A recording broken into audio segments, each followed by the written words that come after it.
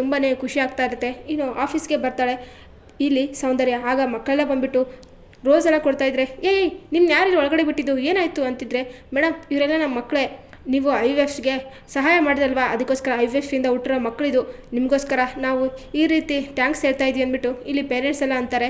ಆಗ ಸೌಂದರ್ಯ ಶಾಕ್ ಆಗ್ತಾ ಇರ್ತಾಳೆ. ಅಲ್ಲಿಗೆ ದಿಶಾ ಬಂದುಬಿಟ್ಟು, ಹೌದು ಮಿಸ್ ಸೌಂದರ್ಯ ಅವರೇ, ನೀವೇ 100 ಜನ IVF ಪೇಷಂಟ್ಗೆ ನೀವು ದುಡ್ಡಿನ ಸಹಾಯ ಮಾಡಿದೆ ಅಂತೆ, ಅದಕ್ಕೋಸ್ಕರ ಅವರು ನಿಮ್ಗೆ ಈ ರೀತಿ ಥ್ಯಾಂಕ್ಸ್ ಹೇಳಕ್ಕೆ ಬಂದಿದ್ದಾರೆ, ತಗೊಳ್ಳಿ ಅಂತಿದ್ರೆ, ಸರಿ ಆಯಿತು ಅಂದ್ಬಿಟ್ಟು ರೋಸೆಲ್ಲ ತೊಗೊಂಡ್ಬಿಟ್ಟು ಸರಿ ಆಯಿತು ಅಂದ್ಬಿಟ್ಟು ಇರಿಟೇಟ್ ಆಗ್ತಾ ಇರ್ತಾಳೆ. ಇನ್ನಿತ್ತ ಒಳಗಡೆ ಬರ್ತಾಳೆ. ನಾನು ಏನು ಆಗಬಾರ್ದು ಅಂದ್ಕೊಂಡು ಅದೇ ಆಗ್ತಾಯಿದೆ ಅಂದ್ಬಿಟ್ಟು ಸೌಂದರ್ಯ ಕಿರಿಚಾಡ್ತಿರ್ತಾಳೆ. ಆಗ ಅಲ್ಲಿಗೆ ಈ ಒಂದು ಚಿರು ಬಂದುಬಿಟ್ಟು, ಅದಕ್ಕೆ ಎಷ್ಟು ಖುಷಿ ಆಗ್ತಿದೆ ಗೊತ್ತಾ, ಟಿ ವಿಲೆಲ್ಲ ನಿಮ್ಮದೇ ನ್ಯೂಸು, ವಾವ್ ಸೂಪರ್, ಅದಕ್ಕೆ ನೀವು ಅಷ್ಟು ಜನಕ್ಕೆ ಸಹಾಯ ಮಾಡಿದ್ರಂತೆ, ಅಯ್ಯೋ ಇಷ್ಟು ದಿನ ನಿಮ್ಮ ಸಹಾಯ ಬಗ್ಗೆ ನನಗೂ ಕೂಡ ಗೊತ್ತಿದ್ದಿಲ್ಲ, ಈಗ ಒಂದೊಂದಾಗೆ ಗೊತ್ತಾಗ್ತಿದೆ, ರಿಯಲಿ ಅಪ್ರಿಷಿಯೇಟಿವ್ ಇವತ್ತಿಗೆ ಅಂದ್ಬಿಟ್ಟು ಇಲ್ಲಿ ಚಿರು ಈ ಒಂದು ಸೌಂದರ್ಯನ ಹೊಗಳ್ತಾ ಇದ್ರೆ, ಸರಿ ಆಯಿತು ಅಂದ್ಬಿಟ್ಟು ಸೌಂದರ್ಯ, ಏನಿದು ಆ ಭಿಕ್ಷೆ ಬಿಡೋದಾದ್ರೂ ಚೆನ್ನಾಗಿತ್ತು, ಈ ಮಕ್ಕಳು ಕಂಡ್ರೇ ಇಷ್ಟ ಇಲ್ಲ, ಇಷ್ಟು ಇರಿಟೇಟ್ ಆಗ್ತಾ ಇದೆ, ಆದರೆ ಇವರು ನನ್ನ ಹತ್ರ ಬರ್ತಾ ಇದ್ದಾರೆ, ಛೆ ಅಂತಂದ್ಬಿಟ್ಟು ಸೌಂದರ್ಯ ಇಲ್ಲಿ ತುಂಬಾ ಬೇಜಾರು ಮಾಡ್ಕೊಳ್ತಾ ಇರ್ತಾಳೆ.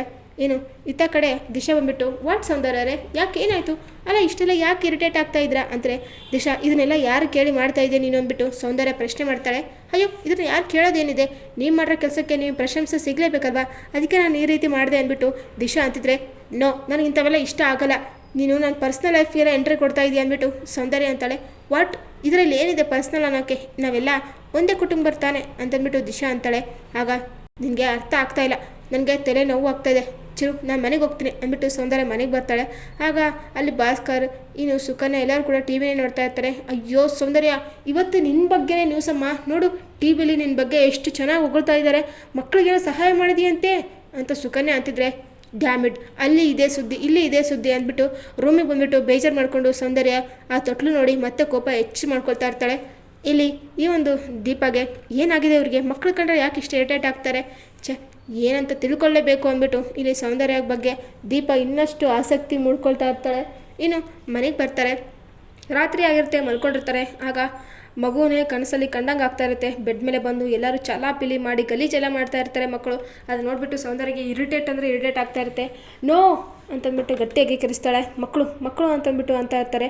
ದಿಶಾ ಮತ್ತು ಇಲ್ಲಿ ಚಿರು ಓಡಿ ಬರ್ತಾರೆ. ಅದಕ್ಕೆ ಏನಾಯಿತು ಕೆಟ್ಟ ಕನ್ಸ್ಕೊಂಡ್ರ ಅಂತಿದ್ರೆ, ಹೌದು ಮಕ್ಕಳು ಅಂತಿದ್ರೆ, ಮಕ್ಕಳ ಅಯ್ಯೋ ಅದಕ್ಕೆ ಇಲ್ಲಿ ಯಾರೂ ಇಲ್ಲ, ಓ ನೀವು ಅವತ್ತು ಆಫೀಸಲ್ಲಿ ಮಧ್ಯಾಹ್ನ ಮಕ್ಕಳೆಲ್ಲ ನೋಡಿದ್ರಲ್ವಾ, ಅದಕ್ಕೋಸ್ಕರ ಮಕ್ಕಳೆಲ್ಲ ನೆನಪಾಗಿರಬೇಕು, ಯು ಡೋಂಟ್ ವರಿ, ಅದಕ್ಕೆ ಇಲ್ಲಿ ಯಾರೂ ಇರಲ್ಲ, ನಾನು ನಿಮ್ಮ ಜೊತೆಗೆ ದಿಶಾನ ಬೇಕಾದ್ರೆ ಬಿಟ್ಟು ಹೋಗ್ತೀನಿ, ಮಲ್ಕೊಳ್ಳಿ ನೀವು ಅಂತಿದ್ರೆ, ದಿಶಾನ ಬೇಡ ಅಂತಂದ್ಬಿಟ್ಟು ದಿಶಾ ಕೊಟ್ಟರು ಟಾರ್ಚರ್ ನೆನೆಸ್ಕೊಂಡು ಭಯ ಆಗುತ್ತೆ.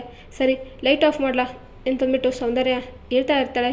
ಈ ಒಂದು ದಿಶಾ ಬೇಡ ನನಗೆ ಭಯ ಆಗುತ್ತೆ ಅಂತಾರೆ. ಭಯನಾ ಯಾಕೆ ಸೌಂದರ್ಯ, ನೀವು ಯಾರಾದರೂ ಭಯ ಬೀಳಿಸಿದ್ರಾ, ಸೊ ಭಯ ಬೀಳಿಸಿರ್ತಾನೆ ಇನ್ನೊಬ್ಬರಿಗೆ ಭಯ ಬೀಳೋಕ್ಕಂತ ನಾವು ಕೂಡ ಭಯ ಬೀಳೋದು, ಕರ್ಮ ಇಸ್ ರಿಟರ್ನ್ ಅಂತಾರಲ್ವ, ಆ ರೀತಿ ಏನಾದರೂ ಆಗಿರ್ಬೋದಾ ನಿಮಗೆ ಅಂದ್ಬಿಟ್ಟು ಅಂತ ಇರ್ತಾಳೆ.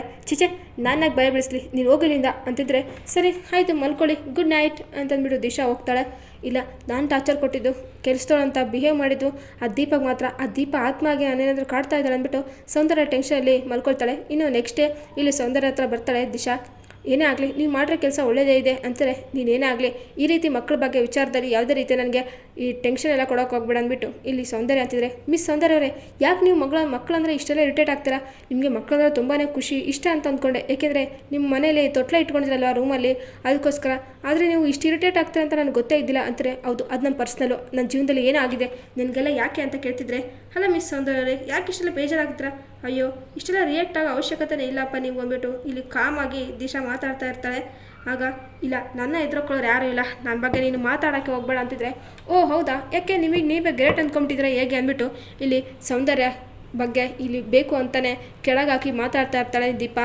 ಅಯ್ಯೋ ಹಾಗೇನು ಇಲ್ಲ ಅಂತಿದ್ರೆ, ಮತ್ತಿನ್ನೇನು ಈ ಕ್ಲಬ್ಬಲ್ಲಿ ಬೇಕಿದ್ರೆ ಎಲೆಕ್ಷನ್ ಇಟ್ಕೊಂಡು ನೋಡಿ ನಿಮ್ಮ ಸಾಮರ್ಥ್ಯ ಏನು ಅಂತ ಗೊತ್ತಾಗುತ್ತೆ ಅಂದ್ಬಿಟ್ಟು ಇಲ್ಲಿ ದೀಪಾ ಅಂತಾಳೆ. ಏನು ಹೇಳ್ತಿದ್ಯಾ, ಕ್ಲಬ್ಬಲ್ಲಿ ನಾನು ವಿರುದ್ಧವಾಗಿ ನಿಂತ್ಕೊಳ್ಳೋರು ಯಾರೂ ಇಲ್ಲ, ಏನೇ ಆಗಲಿ ಗೆಲ್ಲೋದು ನಾನೇ, ನನಗೆ ಅಷ್ಟೆಲ್ಲ ಸಪೋರ್ಟ್ ಇದೆ ಅಂತಂದ್ಬಿಟ್ಟು ಸೌಂದರ್ಯ ಅಂತಿದ್ರೆ, ಓಹೋ ಹೌದಾ ಸರಿ ನೆಕ್ಸ್ಟು ಲೇಡೀಸ್ ಕ್ಲಬ್ಬಲ್ಲಿ ಒಂದು ಎಲೆಕ್ಷನ್ ಇದೆ ಆಯಿತಾ, ನೀವು ನಿಂತ್ಕೊಳ್ಳಿ ಅಂತಂತಿದ್ರೆ, ನನ್ನ ಅಪೋಸಿಟ್ ಯಾರು ಥರ ನಿಂತ್ಕೊಳ್ತಾರೆ, ನೋ ನೆವರ್ ಅಂದ್ಬಿಟ್ಟು ಇಲ್ಲಿ ಸೌಂದರ್ಯ ಬಿಲ್ಡಪ್ ಕೊಡ್ತಾಯಿದ್ರೆ, ಯು ಡೋಂಟ್ ವರಿ ನಿಮ್ಮ ಅಪೋಸಿಟ್ ಪರ್ಸನ್ ಆಗಿ ಯಾರೋ ಒಬ್ಬರು ಬಂದು ನಿಂತ್ಕೊಳ್ತಾರೆ, ಅದಕ್ಕೆ ಕಾನ್ಫಿಡೆನ್ಸ್ ನಾನು ಕೊಡ್ತೀನಿ, ನೀವು ಚಾಲೆಂಜಲ್ಲಿ ಗೆಲ್ಲಿ ಸಾಕು ಅಂತಿದ್ರೆ, ಈ ಸೌಂದರ್ಯಕ್ಕೆ ಚಾಲೆಂಜ್ ಆಗ್ತಿದೆ ದಿಶಾ, ನೀನು ಗೊತ್ತೇ ಇಲ್ಲ ನನಗೆ ಚಾಲೆಂಜ್ ಆಗ್ದಿರಲ್ಲ ಇನ್ನು ಉಳಿದೇ ಇಲ್ಲ ಅಂತೇಳ್ಬಿಟ್ಟು ಅಂತ ಇರ್ತಾರೆ. ಯಾಕೆ ನಾನು ಆಗ್ತಾಯಿದ್ದೀನಿ ಹಾಗಾದರೆ ನನ್ನ ಉಳಿಸಲ್ವ ನೀವು ಅಂತ ದಿಶಾ ಕೇಳ್ತಾಳೆ. ಚೊಚೆ ಆ ರೀತಿ ಇಲ್ಲ, ನೀನು ನನ್ನ ಫೇವ್ರೆಟು, ನಿನಗೇನು ಮಾಡಲ್ಲ ಅಂತಂದ್ಬಿಟ್ಟು ಇಲ್ಲಿ ಸೌಂದರ್ಯ ಅಂತಾಳೆ. ಓ ಹೌದಾ, ಸರಿ ಆಗುತ್ತೆ, ಇನ್ನೇನು ಬೇಗ ಬೇಗ ಚಾಲೆಂಜಿಗೆ ರೆಡಿ ಆಗಿಬಿಡಿ ಅಂದ್ಬಿಟ್ಟು ಸೌಂದರ್ಯ ಅಲ್ಲಿಂದ ಸವಾಲಾಗ್ಬಿಟ್ಟು ದೀಪ ಹೊರಡ್ತಾಳೆ. ಸೌಂದರ್ಯ ಏನು ಇವಳು, ಅಲ್ಲ ನನಗೆ ಸವಾಲಾಗ್ತಾ ಇದ್ದಾಳೆ, ಇವಳಿನ್ನು ಚಿನ್ನು ಸಣ್ಣ ಹುಡುಗಿ, ಇವಳಿಗಿನ್ನ ಗೊತ್ತಾಗಲ್ಲ ಬಿಡು, ನಿನಗಿನ್ನ ಚಿನ್ನು ಮರಿ ನಿನಗೆ ನನ್ನ ಸೌಂದರ್ಯ ಅಂತಂದರೆ ಏನಂತಲೇ ಗೊತ್ತಿಲ್ಲ, ನನ್ನ ಬ್ಯಾಕ್ಗ್ರೌಂಡ್ ಏನಂತ ನಿನಗೆ ಗೊತ್ತಿಲ್ಲ ಅಂದ್ಬಿಟ್ಟು ಸೌಂದರ್ಯ ತನಗೆ ತಾನೇ ಬಿಲ್ಡಪ್ ಕೊಟ್ಕೊತಾಳ್ತಾಳೆ. ಇನ್ನು ಇತ್ತ ಕಡೆ ಈ ಒಂದು ಮದುವೆ ಶಾಸ್ತ್ರ ನಡೀತಾ ಇರುತ್ತೆ. ಸಂಜನಾಗೆ ನೋಡೋಕ್ಕೆ ಹುಡುಗಾಗೆಲ್ಲ ಬರ್ತಾರೆ ಅಂದ್ಬಿಟ್ಟು ಇಲ್ಲಿ ಎಸ್ ಪಿ ನಾಗರಾಜ್ ಅಂತಾರೆ, ಡ್ಯಾಡ್ ನನಗೆ ನರಸಿಂಹನೇ ಗಂಡ, ನನಗೆ ನರಸಿಂಹನ ಬಿಟ್ಟು ಬೇರೆ ಯಾರೂ ಕೂಡ ಬೇಕಾಗಿಲ್ಲ, ನಾನು ಇನ್ನೊಂದು ಮದುವೆ ಆಗಲ್ಲ ಅಂದ್ಬಿಟ್ಟು ಹಠ ಮಾಡ್ತಾಳೆ. ಸರಿ ಬಿಡು, ಹಾಗಾದರೆ ನೀನು ಇನ್ನೊಂದು ಮದುವೆ ಆಗಿಲ್ಲ ಅಂದರೆ ಆ ನರಸಿಂಹ ಹೇಗೆ ಪೊಲೀಸ್ ಆಗ್ತಾನೆ ನಾನು ಕೂಡ ನೋಡ್ತೀನಿ ಅಂತಿದ್ರೆ, ಇಲ್ಲ ನನ್ನಿಂದ ಅವನ ಜೀವನ ಹಾಳಾಗಬಾರ್ದು, ನಾನು ಮದುವೆ ಒಪ್ಪಿಕೊಡ್ತೀನಿ ಅಂದ್ಬಿಟ್ಟು ಸಂಜನಾ ಅಂತಾಳೆ. ಸರಿ ಆಯಿತು ಅಂದ್ಬಿಟ್ಟು ಹುಡುಗಿನ ಕಡೆಯವರು ನೆಕ್ಸ್ಟ್ ಡೇ ಬಂದೇ ಬಿಡ್ತಾರೆ. ಸಂಜನಾ ರೆಡಿಯಾಗಿ ಎಲ್ಲರಿಗೂ ಕೂಡ ಈ ಒಂದು ಕಾಫಿ ಟೀ ಕೊಡ್ತಾ ಇರ್ತಾರೆ. ಅಷ್ಟರಲ್ಲಿ ಅಲ್ಲಿಗೆ ನರಸಿಂಹ ಎಂಟ್ರಿ ಕೊಡ್ತಾನೆ. ಆಗ ತುಂಬಾ ಖುಷಿ ಆಗ್ತಾ ಇರುತ್ತೆ ಈ ಒಂದು ಸಂಜನೆಗೆ. ನರಸಿಂಹ ನೀನು ಅಂದ್ಬಿಟ್ಟು ಓಡಿ ಬಂದು ತಪ್ಕೊಳ್ತಾಳೆ.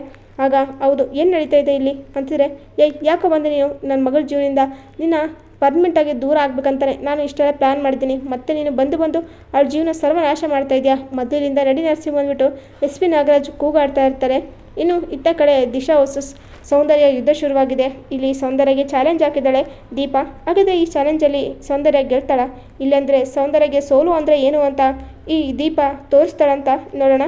ಈ ವಿಡಿಯೋ ನಿಮಗೆ ಇಷ್ಟ ಆದರೆ ಪ್ಲೀಸ್ ಲೈಕ್ ಮಾಡಿ, ಶೇರ್ ಮಾಡಿ, ಕಮೆಂಟ್ ಮಾಡಿ. Thank you for watching.